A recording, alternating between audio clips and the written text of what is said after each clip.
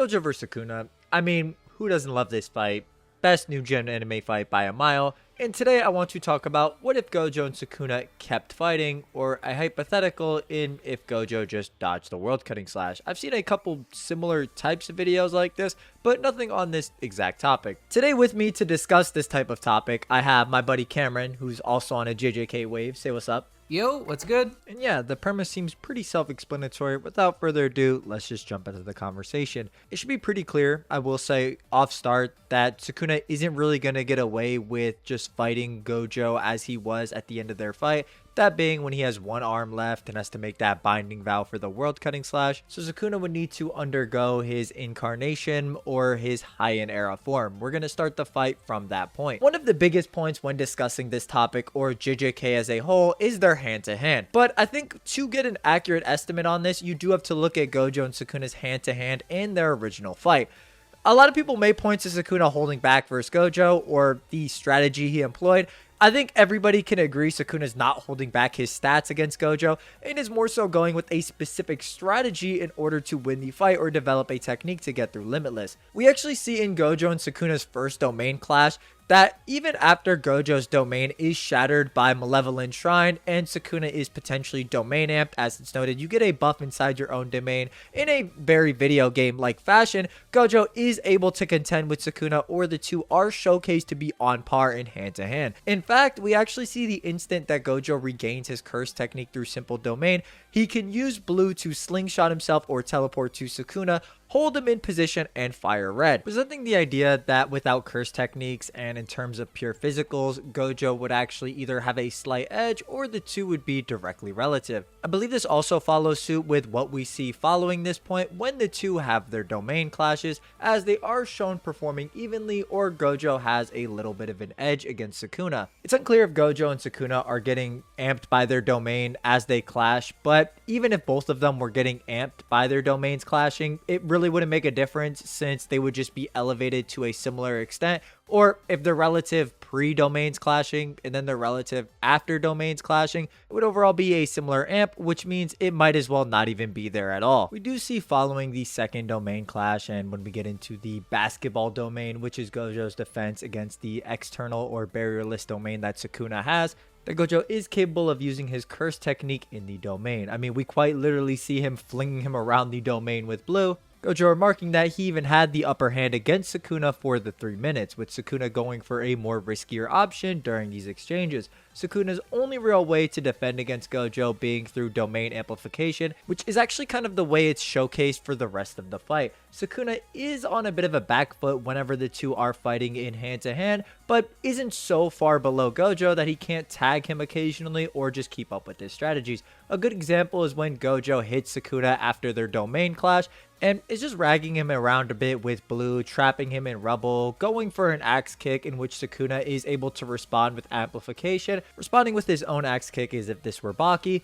Gojo using teleportation in order to respond, with Sukuna being able to read this teleportation and after images that Gojo creates, finding the real Gojo and pushing his arm back into his face, knocking him away with domain amplification. Domain amplification being what gives Sukuna the ability to combat Gojo even when his curse technique is active is pretty consistent considering that it's actually noted to weaken red and blue respectively. To rationalize it like this, Gojo would be using his curse technique to overwhelm Sukuna. Sukuna would use domain amplification to weaken Gojo's curse technique, although it wasn't able to completely nullify it in the same way it would the neutral Limitless, giving Sukuna that opening or able to close that gap and actually tag Gojo or respond to his strategies and movements. This being shown not only with blue, but when Gojo fires red right at Sukuna's face as well. So it's an interesting dynamic where Gojo's curse technique is a dominating force, but Sukuna's domain amplification weakens that curse technique to close that gap to some extent. Relating this back to the actual topic of the video, I know we had to take a couple minutes to explain that.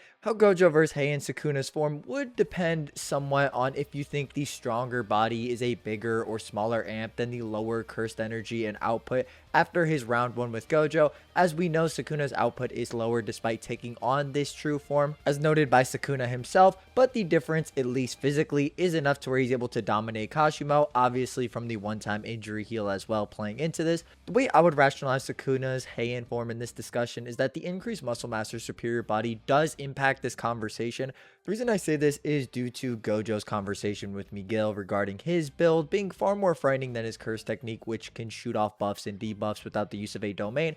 Gojo highlights that adding a cursed energy buff to a higher physique with high muscle mass would make a difference, at least in reference to simple cursed energy reinforcement. So if you were fighting somebody and the other person had a bigger and better build than you, and you both were using simple cursed energy reinforcement, it would make somewhat of a difference. To the extent, at least, Miguel, who is definitely not Gojo level, could actually take him on for a short period of time, and while not being able to win a marathon or prolonged hand-to-hand encounter with Gojo, he would at the very least be able to win the sprint. So I think Sukuna having this superior body tailored exactly to Jujutsu makes a difference and potentially closes that gap previously created by Gojo's curse technique, at least in the hand-to-hand department. If you want to use the Miguel explanation, you could say for a short period of time or in the immediate effect, Sukuna might have an advantage, but the way I would see it, especially with what we touched on previously and domain amplification, it should at the very least tip these scales back a little bit in Sukuna's favor, making it a bit neutral or just favoring Sukuna by a little bit. There is also the idea that Gojo's output had been restored a bit more than Sukuna's dropped output, as it's noted by Maki that after Sukuna's third Black Flash, his output of his normal slashes has also been increasing, so it would stand to reason, at least to some extent, that Gojo's output would have increased as well. Maybe not to full strength, since he did still need to recite the incantations for red, even after landing 3 Black Flashes, but it is a pretty important piece to note. Yeah, well, I would say that true form Sukuna versus Gojo is kind of up in the air in terms of hand-to-hand. What I will say is that the ways people tend to downplay Sukuna's physicals really don't work. People try to argue that since Yuta, Yuji, and Maki all kind of kept up with Sukuna physically, he should just be massively below Gojo in terms of physical strength, but the issue with this is that Sukuna was blatantly holding back when fighting the heavy hitters. This is because we see that during Sukuna and Maki's fight, despite them keeping up pretty well initially, Sukuna later perception blitzes her, which is particularly relevant because it implies that he was holding back by a perception blitz tier even when fighting against Maki, who he was the most excited to battle. So I would just say that he was holding back in terms of physical stats against Maki, Yuji, and Yuta, which is why this isn't really a valid reason for Gojo being able to keep up or somehow being massively above Sukuna in terms of physical. And you can justify it like the in-series explanation for this is due to Sukuna's interest wavering with some of these combatants, whereas it's noted Maki actually brought the King of Curses to ecstasy. Due to Maki being the one to actually place a roll on Sukuna, Sukuna is fighting for Jujutsu, Maki is fighting for Heavenly Restriction. Two entirely different approaches to strength, hence why Sukuna is the most interested, already having the most interest on Maki, but was, elevated by this and inevitably hit a Black Flash. The only other avenue people really go to try and downplay this version of Sukuna's physical stats is by saying that Yuta, who still isn't quite used to Gojo's body, is still able to keep up with Sukuna, which would just imply that the regular Gojo is massively better than him in hand-to-hand. However, the issue with this is that Sukuna only has 2 right arms at this point in time, which could be used to infer that he'd be a better hand-to-hand combatant if he were to fight Gojo with 4, which means that this fight with Yuta isn't really the end-all be-all. This is further supported by the narrator's statement that as a sorcerer, there is no greater advantage than having twice the number of arms and mouths. So we do know that having 4 arms makes Sukuna way better at close combat, which is kind of obvious. So I would say that overall, hand-to-hand is kind of up in the air, and if you are under the interpretation that having a stronger body does matter at just as much, if not more than cursed energy, which the Miguel statement seems to imply, then you could very well argue that Sukuna has the advantage. But on the other hand, if you think that having half the cursed energy is a bigger nerf than the stronger body amps him, then Gojo would take the edge. This is all very interpretation based, just because we haven't really seen this fatigued version of true form Sukuna go all out in terms of his physical stats. But one thing that this Sukuna does have that would be able to finish Gojo off if it hits is the World Cutting Slash. So the question here is if it can actually land or not. Personally, I don't think that Sukuna could land his regular World Cutting Slash against Gojo, because it requires both chanting, hand signs, and for him to put his palm in the direction of his target, all before it fires. The reason why I don't think this could really land against Gojo is because Gege stated that the original World Cutting Slash only really hit Gojo because he thought Sukuna no longer had a way to bypass Limitless, and that perhaps Gojo under normal circumstances would have been able to sense it and narrowly avoid fatality.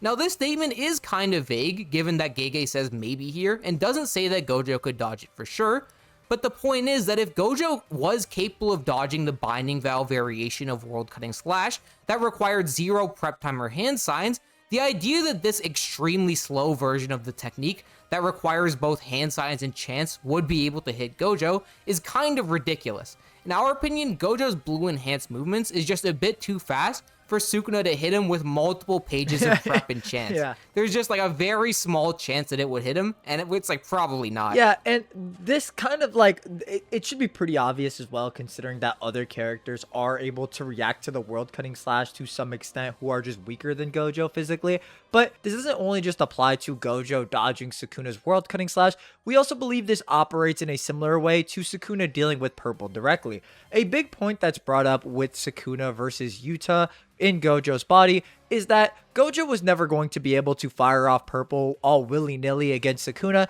The reasoning for this is that on top of seeing the spark of cursed energy, the charge up for purple is pretty long. Now Gojo in the Sukuna fight originally had a more roundabout way of firing purple off, going with an unlimited hollow purple that has no specific target, an omnidirectional attack. The problem is that Sukuna is now aware of this unlimited hollow purple, which means in a similar manner to Gojo, who's not aware of the World Cutting Slash, Sukuna would be able to take steps to mitigate it. And this can take a couple different forms. I think the easiest explanation is just Sukuna can fire the World Cutting Slash into the red or blue independently in order to negate their effects, a strategy he performs against Kashimo with the beam he fires at him. So while we think it's not likely that the World Cutting Slash actually hits Gojo, we think it's also unlikely that Gojo successfully gets off a purple on Sukuna. Or if either party were to get off one of these conditions, it would have to be through extreme amounts of mental effort and setup, which I think makes sense. That's kind of the point of how these characters got off their techniques in the original timeline. Sukuna snuck Gojo with the World Cutting Slash, and Gojo had to go through some extreme mental plays and go through a new technique in order to hit Sukuna with purple. Another point to bring up in this discussion is Fuga. Does Fuga make a difference in this discussion, or why doesn't it make an appearance? Well, we actually know that in the original fight, the reason that Fuga didn't make an appearance was due to the fact that Sukuna had to consistently change the conditions for his barrier technique and continually restrict the effective range, resulting in inefficient firepower, so the furnace wasn't able to unseal its flames. This also makes a bit of sense when you consider that when Sukuna uses domain expansion with furnace, usually he's using it to extend the range of the technique, so having to shrink the barrier of his domain expansion would likely just seal the range for his Fuga. Even more so, this makes it so on top of him not being able to use Fuga after domain expansion, he wouldn't be able to use the more compressed version that he uses against Jogo. The reasoning for this is that while he didn't open his domain against Jogo, he did hit him with Cleave and Dismantle, which are the prerequisites for Fuga. Sukuna, outside domain expansion, obviously isn't able to hit Gojo with Cleave or Dismantle, pretty much making it so even the more compressed fire arrow that lacks the speed or range that the expanded version that utilizes the particles that have become therobaric explosives, it wouldn't even make a difference even if Sukuna did for some reason get Cleave or Dismantle off, which he can't use in tandem with domain amplification. This is also why it was important to talk about the hand-to-hand point so much, because a lot of these characters' ace techniques are going to be extremely difficult to get off. Like, it just doesn't really happen, which means this likely is a battle of attrition or a more prolonged fight. This inevitably leads to really two interpretations that we could see for this discussion. One being that Gojo inevitably gains the use of his domain back, and the other being that Gojo never gains the use of his domain back, but Sukuna does. Even getting into those interpretations, there are huge hurdles you have to get through for either character, which I'll mention in the latter interpretation. Cameron's going to lead us off with the former and talk about what if these guys, for whatever reason, got their domains back and just clashed again. Yeah, I'd say that if Gojo's brain does heal enough for him to use domain expansion due to recovering RCT and hitting the black flashes, then he does gain a pretty definitive edge in the fight. This is because Gojo can force a clash with Sukuna due to expanding his own domain and forcing Sukuna to use Malevolent Shrine to cancel it out, which is particularly relevant because we see that when Yuta clashes with Sukuna in Gojo's body, he says that due to Sukuna being fatigued, the clash will last 3 minutes just like it did in the original fight. This is because Yuta having worse barrier refinement than Gojo is about an equal nerf to Unlimited Void as Sukuna's lack of cursed energy is to Malevolent Shrine. So, if the original Gojo were to clash with Sukuna, since Gojo's barrier technique is better than Yuta's, his domain would last longer than 3 minutes, which means that Sukuna wouldn't be able to shatter it on time, and Unlimited Void probably falls after Malevolent Shrine, meaning Sukuna has to deal with the sure hit of information overload.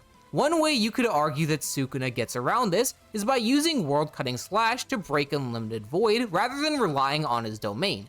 But the issue with this is that we have seen characters like Yuji break a hole into Mahito's domain, yet the barrier still persists and the sure hit still activates, which means that putting a hole in a domain isn't enough for it to fall. You could argue that Sukuna could try to run out of the hole he makes in the domain with World Cutting Slash, but the issue with this is that Gojo can pull Sukuna back in with blue, and Gojo's personal running speed is also just faster than Sukuna's.